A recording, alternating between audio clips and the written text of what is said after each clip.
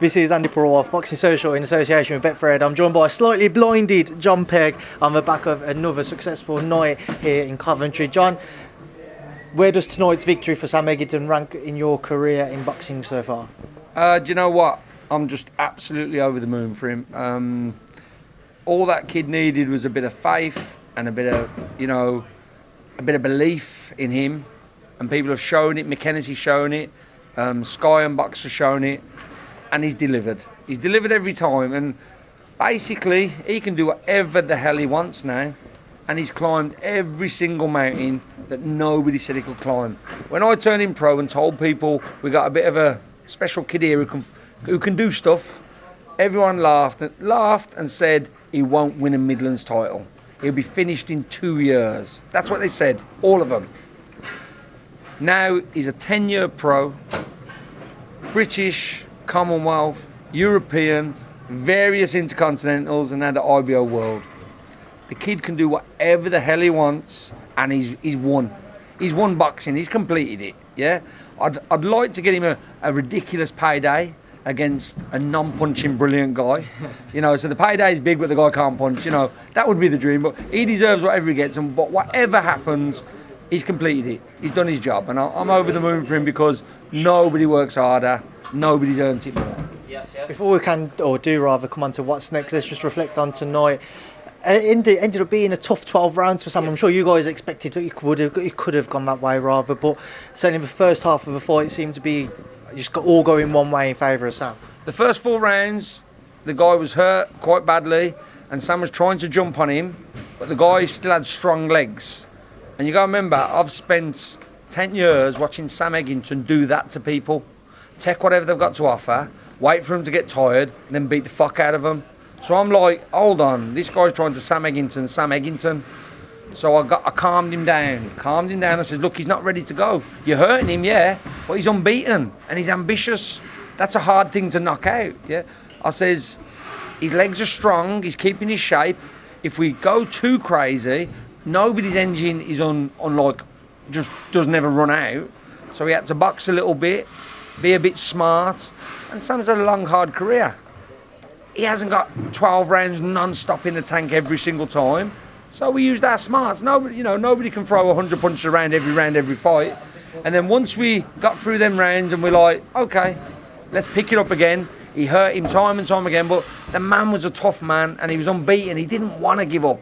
I've just been down to see him and he's all upset because he's so proud, yeah? So Sam had to use his ring smarts and all that experience, and he got a wide win, but a tough win. It weren't easy, but it was wide because he used his experience to take them rounds. Even when the guy was giving him a bit of grief, he nicked the rounds, even the tough ones. And then the rounds where he was big, he punched the fuck out of the kid. The kid did well to stay on his feet. But do you know what? With this one, the win was the important thing. No, don't matter how we got it. We got it nice, but the win was the important thing. John, I know you spoke about wanting to get Sam a payday next, but do you believe now he has that title, the doors it could open, this is the fight which could change his life financially now? Do you know what? I honestly think that, we can pick and choose for once.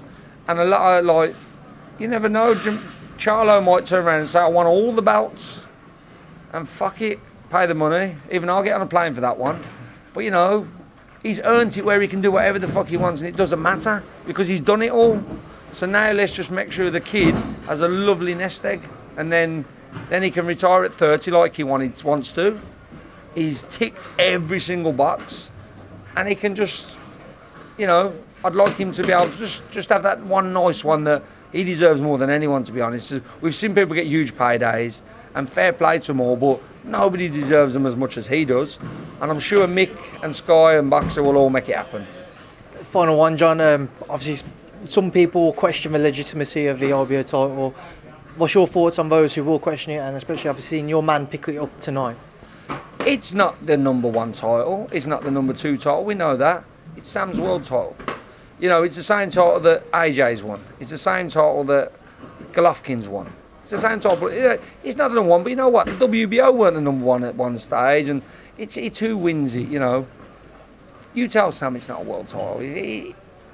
It's his world title, and yeah, it's not one of the the ones that.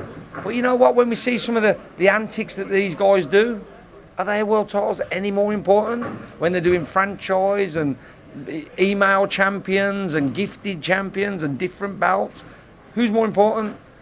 A kid who's had 39 fights and earned it and just beat another unbeaten kid? Like I just said on the interview, Sam's beat more unbeaten fighters than Ricky Hatton and Amir Khan put together. And you know what I mean? Check that stat. It's true. You know, he's beaten more unbeaten fighters than almost anyone.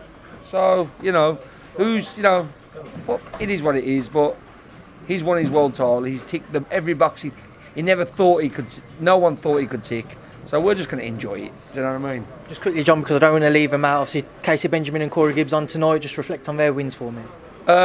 Corey was great, boxed a tough Spanish champion and did what he does, boxed beautifully.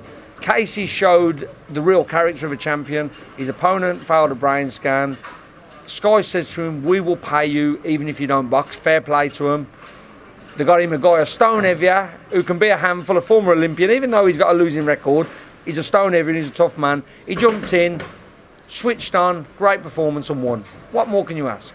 River Wilson Bent lost a split decision in a tough title fight. He was very downhearted. I said to him, look at the kid in our dressing room. He's got 7 losses. He's fighting for that world title tonight. I said to River, this is where you find out if you are a champion, not the fact that you got the belt or not, whether you come back and do something better. So that's what it's all about, you know what I mean? It's been a great night, great show, and the results were good. That's it. On to the next, and I'll leave you now to obviously get back to the team. Enjoy this victory, John. I don't know whether you can stay here or head back to Birmingham, not myself. Sam's got a little after party, so you know I'm gonna actually go in and have a glass of lemonade with him. I'm sure it's only a lemonade as well, John. I'm teetotal. Oh, fair enough. Okay, fair enough. I don't drink at all, so it will be lemonade. Listen, I hope you enjoy it nevertheless, and enjoy this victory, John. Thank you as always, and thanks for speaking to me in Boxing Social. Thanks for all the support, Andy.